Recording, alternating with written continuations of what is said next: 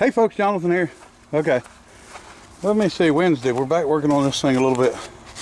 I did put some decals on it because decals make them go faster.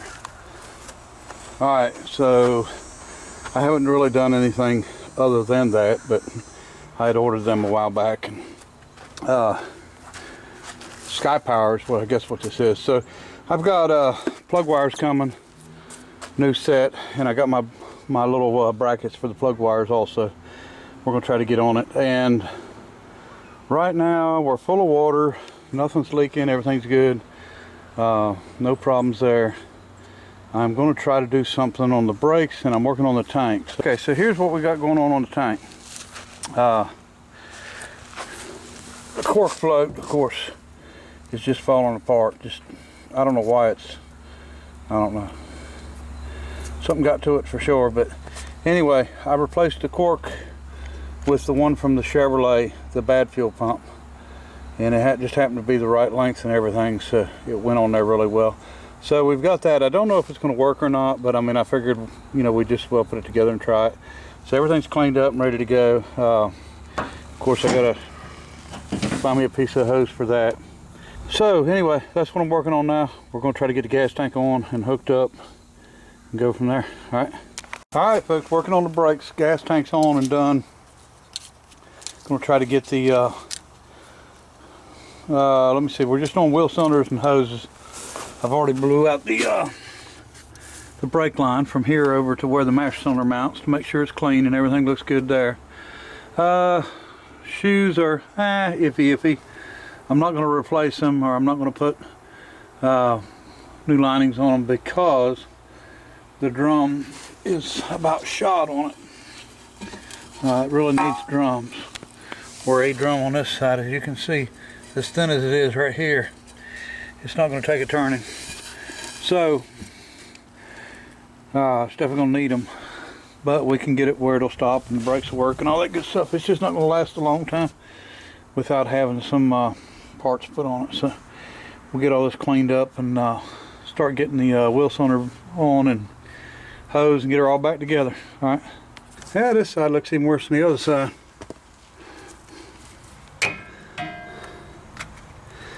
Bunch of crud and crap inside there. So,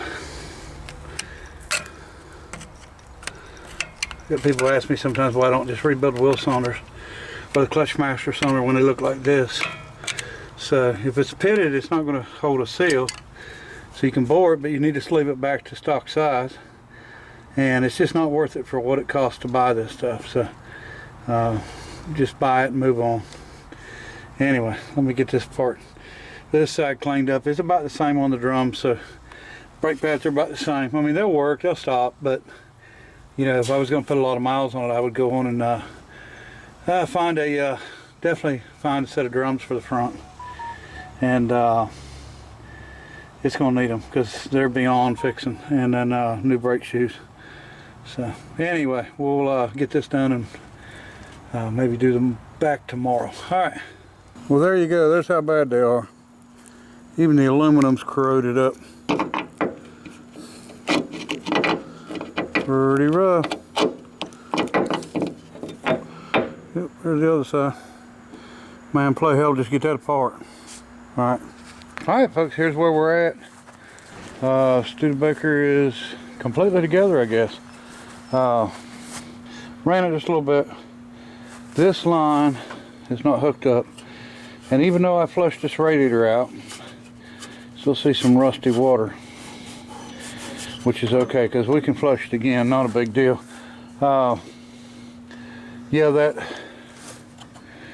solder is broke on there, which the cap's probably not sufficient for what, you know, what should be there, but it's not heating whatsoever. No issues there. Running good. Let me see, the belt's doing just like I thought it was going to do, because of the rust on these pulleys. You can see what it's doing to the inside of that belt, which is why I bought two. So we're going to run it a while and get it smoothed out, and once it gets smoothed out, maybe it'll be okay. And generator's charging just fine. Boiler's regulator's working just like it should. everything seems to be working real good. Interior light will not go off. I can move the wire around on the passenger side, and the way these buttons work inside these doors is you ground it out to make the light come on, and the wire is grounded somewhere. I can move it around and get it to come off, but it keeps coming back on. So let's see if we can do a cold start on it. There you go.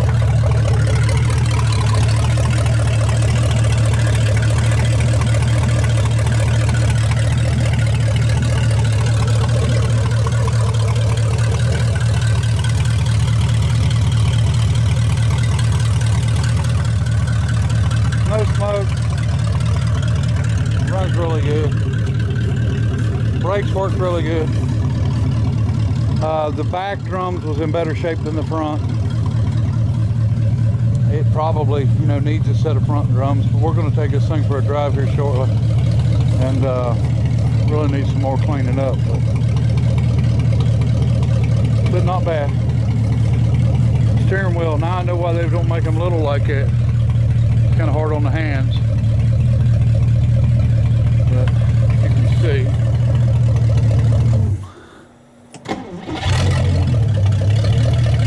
It's a good runner.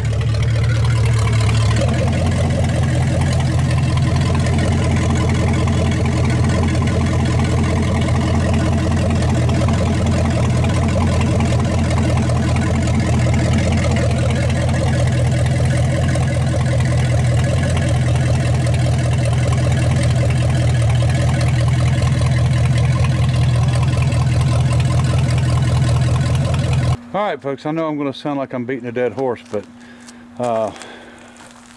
again, one of the reasons that I do this, as you can see, I don't do YouTube for the money,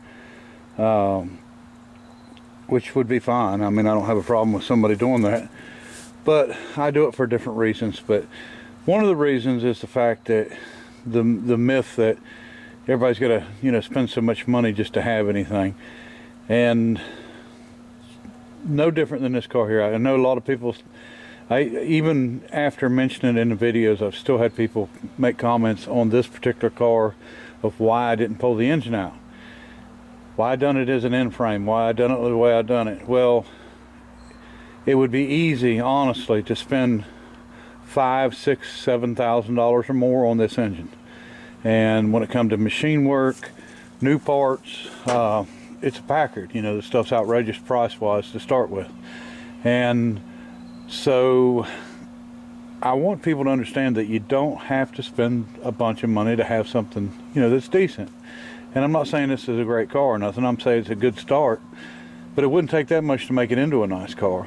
And all the chromes here, the front bumper is actually pretty nice. So really, rear bumper and a lot of handwork, would be what this car would take, and polishing and cleaning and some body work, but somebody could do it, and it's a real feasible car for that. So some of them you can sink so much money into that you would never want to do, but this is pretty original, nice car. So valves were pretty expensive for this thing, and I would not have 100% had to use them valves. I wouldn't have had to buy valves. I could have went ahead and ground them valves and put back in it. There was more than one reason that I done it. One was I was sort of in a hurry, and number two is they were so stuck in there that I really had to beat them hard to get them out. And they're easy to warp, and I just didn't want to take a chance on it, and I just, it was easy for me to go ahead and order a set, so that's why we done it the way we done it. Now the piston that I had to replace, I could probably get a new piston. It'd be expensive. I paid $5 for that piston used, and usually when you buy one, they're offering, I think he had like 6 pistons left, and it might have been the same group of pistons where I'd bought 2 before for the other engine, but they usually look through and they give you one of the nicest ones, and that's one of the good parts about it. I checked that piston out. There was absolutely nothing wrong with it. Well within tolerance.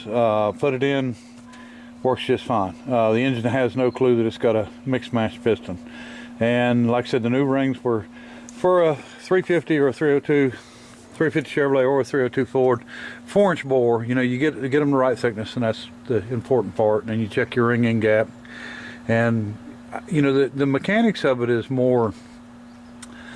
way more important than buying parts. In other words, we can buy a bunch of new parts and throw in there, but if you know, if the block's more, you know, worn, or if there's a, let's say it's, you know, egg shaped or cone shaped on the cylinder, you know, it's just going to break your rings and you're going to have issues and stuff like that. So, you know, you can throw all the new parts you want in it, you know, that don't mean it's going to be right. So if you know, just go through and check all the specs and make sure everything's where it needs to be.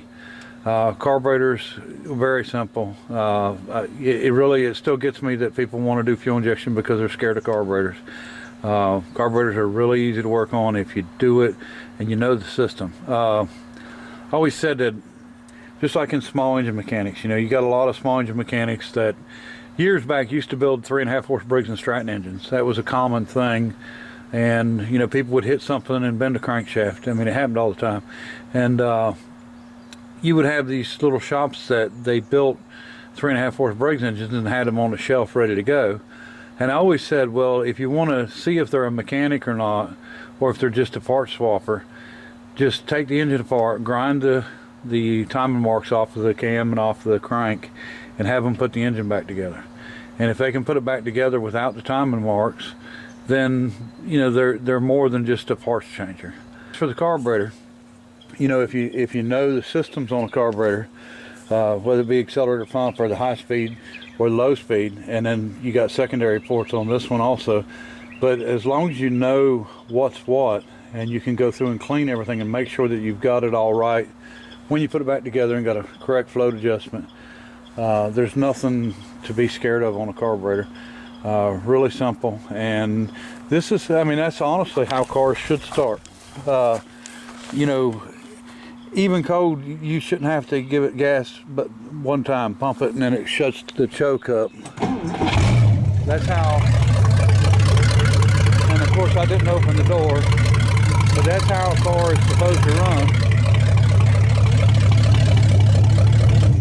When the timing's right, when the carburetor's right, and you know, the points are set right. Anyway, so we're together and rolling. It's running good. There's nothing wrong with this engine at all. Oil pressure is great. There's no oil leaks. You know, I've looked up under it after I run it a little bit. So we're going to take it for a drive and see how it does. I need to put some transmission fluid in. It's a little bit low, and so far I do not like this automatic. It is a power robber in comparison to that 3-speed with overdrive. So, but we'll take it for a ride anyway. All right.